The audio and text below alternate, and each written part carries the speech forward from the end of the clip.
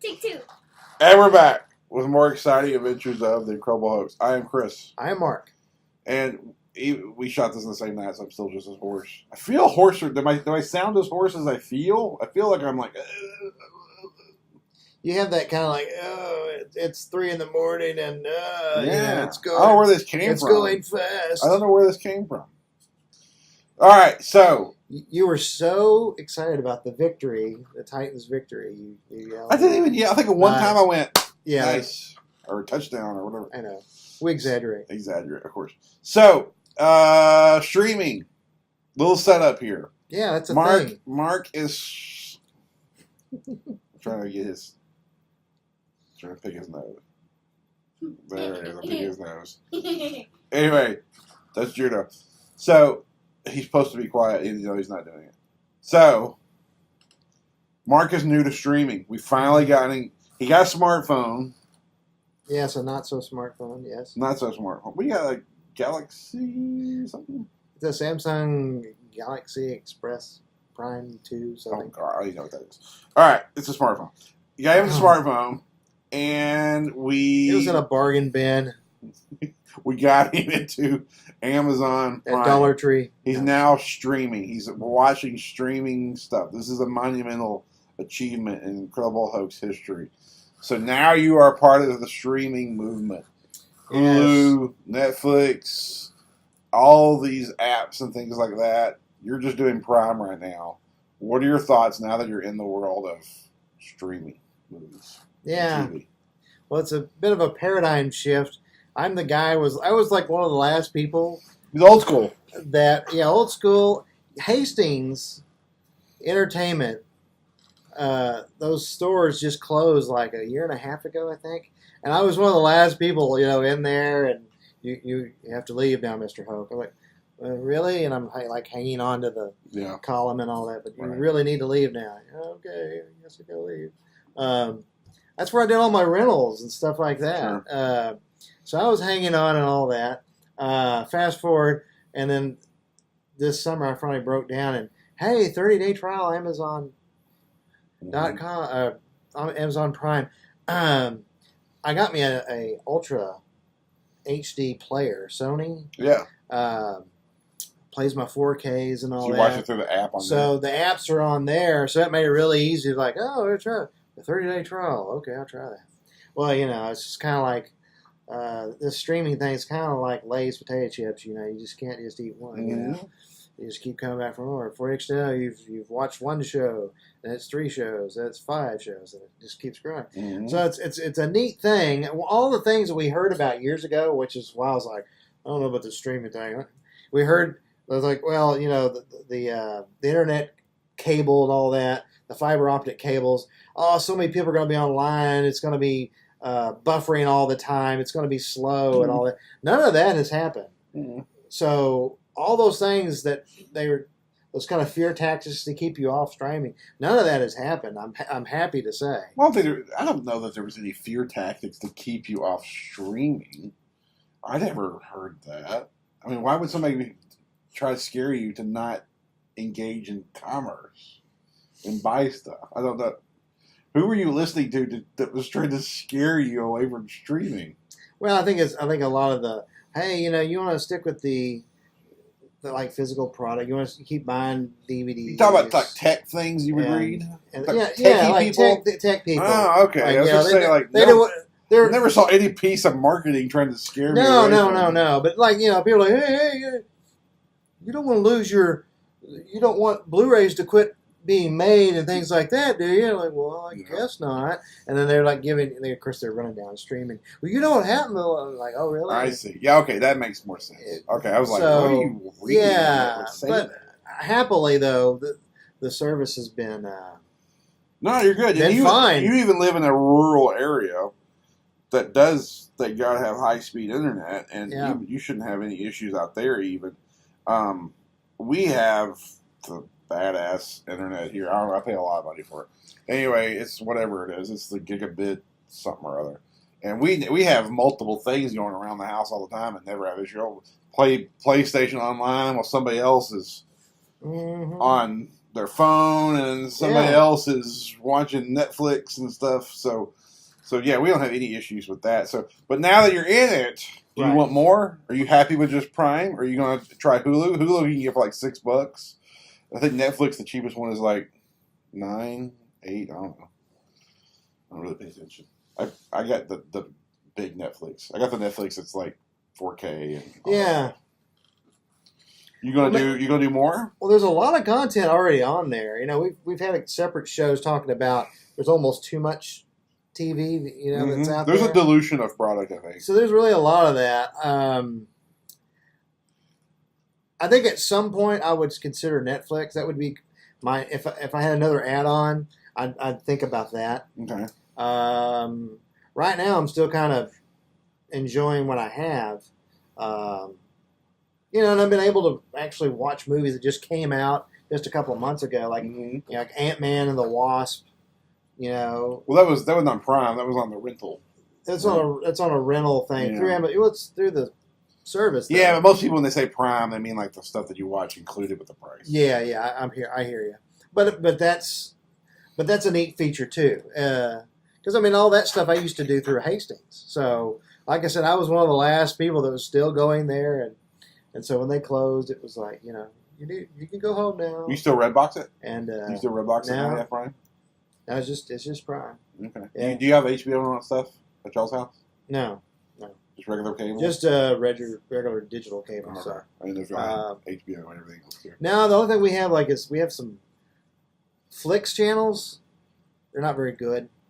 I don't know. Turner Classic Movies is not what it used to be. So, yeah. So this has been really nice to have. So, enjoying it. Prime, okay. I like streaming.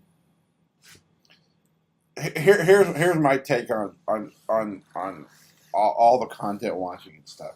When it comes to movies, before I got into streaming, and because we used to live in a rural area where you couldn't get much online, and then a few years ago we finally moved into town where you could get it, and I think it was shortly thereafter we got all the stuff.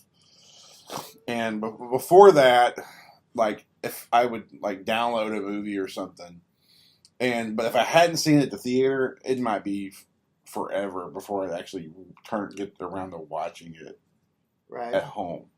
When I got all the streaming services, I thought, well, I'll watch movies at home all the time, and I'll watch a bunch of series that I've heard people say good things about. I watch them. In all honesty, it still has never changed. If I don't see the movie at the theater, God knows where I get around to watching it at home. Even stuff I really want to see really bad. For some reason at home, I just don't enjoy the experience as much. I want to see it in a theater. Oh, that's cool. Like Hunter Killer. I saw Hunter Killer this past weekend. Totally liked it. I mean, I ain't saying it's going to win awards or anything. I'm not saying that at all, but I enjoyed it. I was entertained for the whole 2 hours. Right. I could nitpick it apart. Of course I could, but I was entertained for 2 hours. And the sound was good, and whenever like the torpedoes would go off in the water, I could feel the vibration in my chair, and it was a good experience. If I hadn't seen Hunter Killer Theater, I probably would never ever watch it at home. Like ever. Just for some reason I have a disconnect still. So I don't know if people can relate to that, but it's like, and like TV shows, like I heard, what was the one where Blacklist? I've heard people tell me, Chris, you've got to watch Blacklist. And for years I was like, yeah, I'll get around to watching it. I got streaming. I'm like, yeah, I'll finally watch Blacklist. It's already kind of like gone. And now it's like, well, that show's already gone. I'm never going to watch it. Because like they ain't even making it anymore, I don't think. So screw it, I'm not going to watch it. So it's like, despite my point is, despite the plentiful access, it's like if I don't watch it under certain conditions, it don't matter how available it is. I don't want to watch it. Does that make any sense? Sure, I'm with you. One of the cool things that's happened also this summer, I like the convenience of streaming. I mean, I totally get it. And like I said, all the things I was, all the buffering issues with streaming, none of that's come about. All of it's been fine. The picture quality has been it's Blu-ray quality. It's like really good. Mm-hmm. So no issues there. Um, after years and years, streaming has been around a while, so there's a large. It's not just a small selection. There's actually a lot of things to choose from. Sure. So there's that. This summer was interesting for me, in that I was able to see not one but two of my very favorite films at the theater. So there's still a place in my heart that wants to go to the theater. I got to see 2001: A Space Odyssey in IMAX in August. Yeah, I remember that. And that was like, I didn't get to see it, but I told you about it. yeah, and it was tremendous. And I know that it was. What was the other one? The other one I got to see was Robin Hood, Adventures of Robin Hood. There in Belton, that little Belton. Oh yeah, I remember that. Belton theater, and I got to go with some friends, and it was just a really good night. Die Hard comes to theaters soon. He's good. All right, so what you were saying, you saw Robin Hood at the Belton. You get to see some. The theater experience is still alive and well after this distraction. Yes, the theater experience, despite my newfound discovery of streaming, which is certainly cool. It's a different experience, but it's a rewarding experience. Yeah. There is still a reason to go to the theaters. Mm-hmm.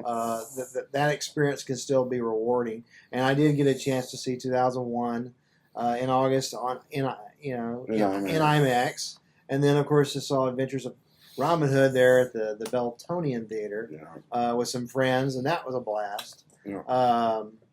So that was kind of neat to have that.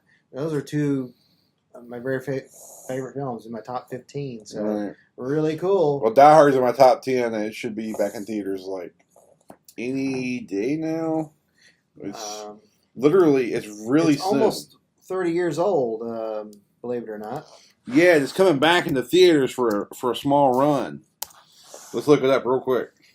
And a lot of people, I think rightly so, considered a Christmas movie. It is a Christmas movie. So, what was funny is you and I celebrated it as a Christmas movie for years amongst ourselves, like pretty much from the get-go. Yeah, absolutely.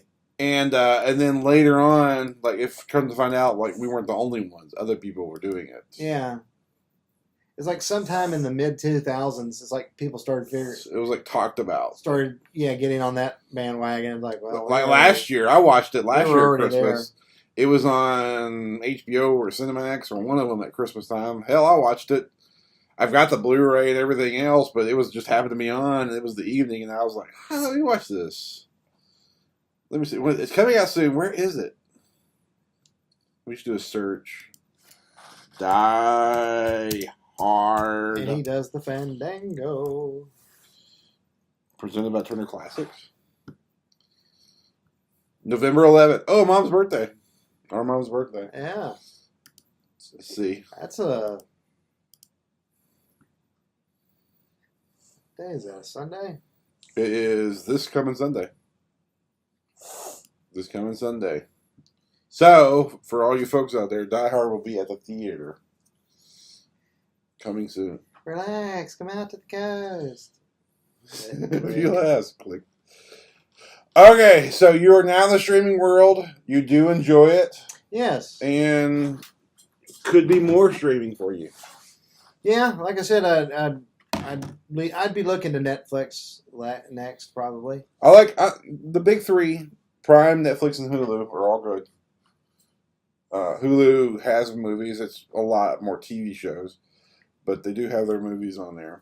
There's some redundancy amongst them all, where like the same movie will be on several ones. That happens, but Netflix has been really good. Disney's streaming service, I think, is a couple years away. They're working on it. I'm sure I'll get that one too when it comes out.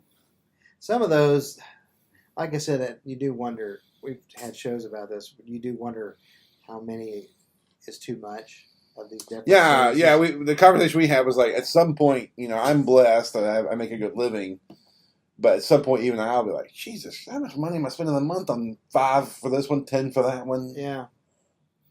Like even PlayStation has a video game version. PlayStation Now, it basically comes like $15 a month. Well, and when you work for a living and you have a limited time, Mm-hmm. and you have things you're passionate about, you got to kind of like pick your wants. pick your you got to pick your battles there, what you're going to watch or spend time with. And I'm such a music person. We don't talk about that much on this show, but Should a music review? Let's close out with this. music. Music's more my thing than anything else. But so to have time to do that leaves me less time for movies or TV shows. Do you want to go see Die Hard? Anyway, You can see Die Hard. I don't think there's anything bad in it other than killing brains getting blown out and stuff like that. So the music thing, Mark, I'm trying to coax Mark into doing music reviews. He should do music reviews. I think you should do it similar to this. Just you can come here if you want to do it, or I think your laptop probably has a webcam on it, right? Or is it older? It doesn't have one. Oh yeah, it's got a webcam. Oh yeah. Just do it on that. Don't do any fancy editing and stuff like that. Just do it. Just do it straight and post it. No bubbles or something. No, nothing weird. Nothing weird. Just post it. Music reviews, because his. Put this.